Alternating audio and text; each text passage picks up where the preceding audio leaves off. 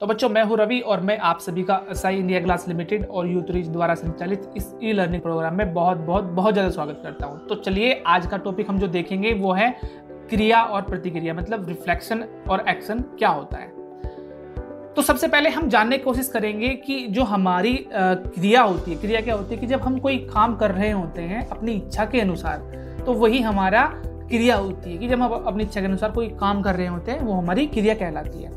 वही प्रतिक्रिया क्या होती है कि हमारी प्रतिक्रिया का मतलब है कि हम किसी चीज़ पर अपना कोई वेव्स दें, या मतलब हम कोई प्रतिक्रिया दें। जैसे कि यदि आपको कोई चोट लग जाए या आपका पैर या आपके हाथ पर कोई अचानक से कुछ चीज़ गिर जाए, जैसे कि अक्सर घर में होता है कि अगर आपके ऊपर छिपकली गिर जाए तो क्या होगा, आप एकदम अचानक से एकदम प्रतिक्रिया देंगे, तो वहाँ से भागने की कोशिश करेंगे, है ना।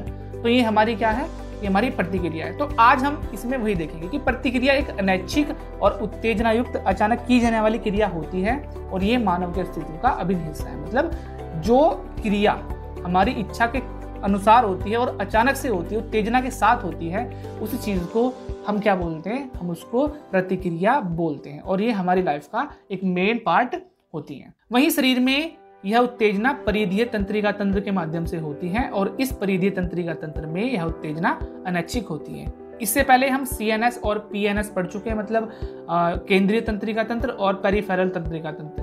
तो ये जो उत्तेजना होती है ये हमारा जो परिधीय तंत्रिका तंत्र होता है उसी से जुड़ी हुई होती है, क्योंकि पूरा का पूरा जो मेन रोल प्ले करते हैं हमारा परिधीय तंत्रिका तंत्र इसमें मेन रोल प्ले करता है। साथ ही साथ इसमें जो हमारा ब्रेन और स्पाइनल कॉर्ड होती है, मतलब जो हमारा जो CNS सिस्टम होता है, हमारा केंद्रीय तंत्रिका तंत्र, वो भी इसमें पार्टिसिपेट करता है। लेकिन सबसे ज़्यादा मेन रोल जो होता है वो हमारा परिधीय तंत्रिका तंत्र का ही इसमें होता है। वहीं प्रतिक्रिया की इस स्थिति में ब्रेन स्टेम और रीढ़ की हड्डी की मुख्य भूमिका होती है। ब्रेन स्टेम क्या होता है कि जो हमारी रीढ़ की हड्डी नीचे की, मतलब ब्रेन के सबसे नीचे की साइड में जुड़ी हुई होती है, उस वाले हिस्से को हम ब्रेन स्टेम बोलते हैं। और रीढ़ की हड्डी आप जानते ही हैं, जो हमारे केंद्रीय तंत्रिका तंत्र की सबसे मुख्य चीज़ें होती हैं। तो इसमें इन सब का भी, मतलब ब्रेन स्टेम का और जो हमारी रीढ़ की हड्डी होती है, इसका भी इन्वॉल्वमेंट इसमें होता है। चलिए, प्रतिक्रिया की इस कार्यवाही के कुछ उदाहरण देख लेते हैं कि हमारे कौन कौन से ऐसे उदाहरण हैं जो रिफ्लेक्शन को हम हमारे डेली जीवन में दर्शाते हैं, जो अचानक से ही हो जाते हैं। इसमें नंबर 1 है, जब प्रकाश तेज होता है तो आंखों की पुतली का आकार बदल जाता है। सपोज करिए आप अभी लेटे हुए हैं, लेटने के बाद अगर अचानक से कोई आपके मुंह पर लाइट मार दे तो आपकी जो आंखों की पुतलियां होंगी वो एकदम बदल जाएंगी। वहीं यदि क्या हो कि अचानक से आपके हाथ में, पैर में कोई चीज चुभ जाए तो आप क्या करेंगे, एक झटके के साथ अपने उस पैर को या हाथ को पीछे हटाने की कोशिश करेंगे। तो ये भी आपका जो प्रतिक्रिया है उसका एक एग्जाम्पल होगा, क्योंकि जो चीज आपके हाथ में अचानक से चुभी है वो आपकी इच्छा के खिलाफ हुआ है। तो आप अपनी उस अनिच्छा के खिलाफ एक प्रतिक्रिया जरूर देंगे। वही होता क्या कि अक्सर आपको खांसी हो जाती है या आपको अचानक से छींक आ जाती है, जो आपकी इच्छा के खिलाफ होती है।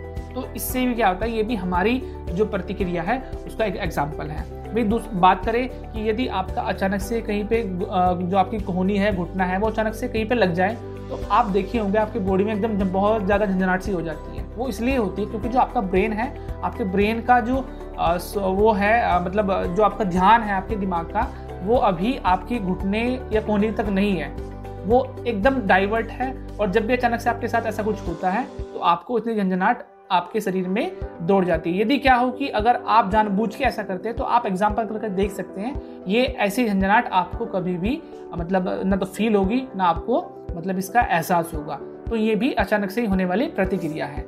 वही दूसरी बात करें तो यदि आपके हाथ पैर में कोई या आपकी बॉडी पर कोई नुकीली चीज अचानक से चुभ जाए तो आप उसके ऊपर भी अचानक से एकदम प्रतिक्रिया देते हैं, है ना। तो ये भी आपकी इसी प्रतिक्रिया का एक एग्जाम्पल है। इसके अतिरिक्त यदि आपकी आंखों के पास से कोई मच्छर मक्खी गुजरता है तो आप उसके ऊपर भी प्रतिक्रिया देते हैं, या तो आप उस मच्छर को या मक्खी को हटाने की कोशिश करेंगे या फिर आप उससे दूर हो जाएंगे। तो ये भी आपकी इच्छा के खिलाफ जो काम होते हैं उस पर आपकी प्रतिक्रिया होती है। चलिए अब आगे देख लेते हैं कि रिफ्लेक्शन आर्क क्या होता है। ठीक है, रिफ्लेक्शन आर्क को आप ऐसे समझ सकते हैं कि उस मार्ग को वर्णित करता है जिसमें तंत्रिका तंत्र द्वारा आवेग, मतलब हमारी इंफॉर्मेशन को ले जाया जाता है और उसी इंफॉर्मेशन के माध्यम से जो शरीर होता है, शरीर का जो अंग होता है वो प्रतिक्रिया करता है। इसी को हम रिफ्लेक्शन आर्क बोलते हैं। मतलब ये है कि यदि क्या हो आपको आपका जो हाथ किसी नुकीले पेड़ पर चला जाए, कांटे वाले पेड़ पर,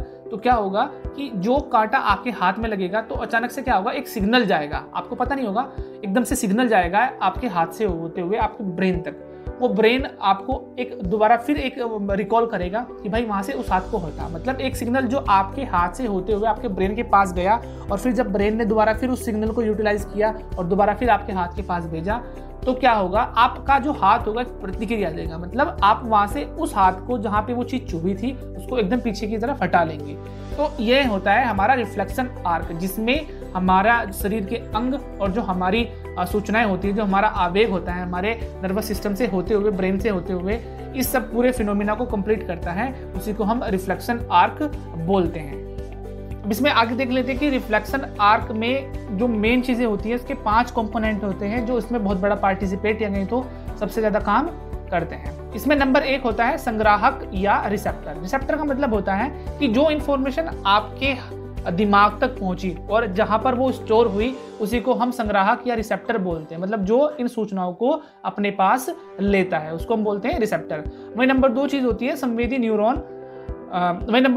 संवेदी न्यूरॉन, यानी केंद्रीय तंत्रिका तंत्र की ओर तंत्रिका आवेगों का संचालन करता है। मतलब जो हमारा सेंसरी न्यूरॉन होता है वो क्या होता है कि जो इंफॉर्मेशन इसको मिली, यदि किसी नुकीली चीज ने आपके हाथ को टच किया तो जो एक सिग्नल जाएगा, है ना, वो सिग्नल जाएगा संवेदी न्यूरॉन के पास और उसी संवेदी न्यूरॉन के माध्यम से एक सिग्नल और निकलेगा, वो आपके नर्वस सिस्टम से होता हुआ आपके ब्रेन तक जाएगा इंफॉर्मेशन लेके कि भाई वहां पर आपके हाथ पे कुछ चीज मतलब चुभी है या उसको कोई चीज टच हुई है।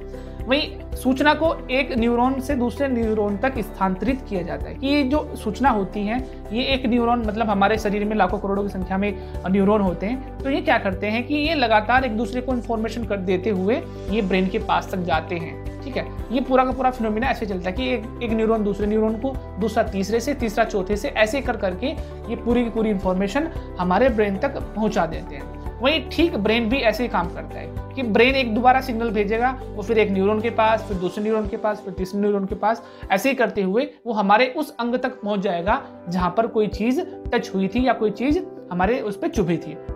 इसके अतिरिक्त एक चलन या मोटर न्यूरॉन सीएनएस से प्रभावित में प्रक्रिया करने वाले तंत्रिका तंत्र का संचालन करता है कि जो हमारा हमारा सीएनएस होता है, मतलब केंद्रीय तंत्रिका तंत्र होता है, इसमें एक चलन या मोटर न्यूरॉन होता है जो क्या करता है कि प्रतिक्रिया में पार्टिसिपेट करता है। मतलब हमने क्या कहा था कि सिग्नल हमारे हाथ से या हमारे उस पार्ट से होते हुए हमारे ब्रेन तक जाएंगे और फिर ब्रेन क्या होगा, एक अलग सिग्नल भेजेगा जिसको हम बोलते हैं मोटर न्यूरॉन।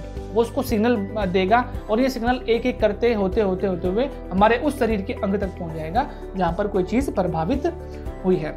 इसके अलावा उत्तेजना के जवाब में व्यक्ति द्वारा दिए गए त्वरित क्रिया को प्रतिक्रिया के रूप में फिर बाद में जाना जाता है। कि मतलब क्या होगा कि जब एक सिग्नल आपके दिमाग तक आएगा, दिमाग उस सिग्नल को यूटिलाइज करेगा और फिर यूटिलाइज करने के बाद दिमाग हमारा एक सिग्नल भेजेगा हमारे हाथ को, है ना।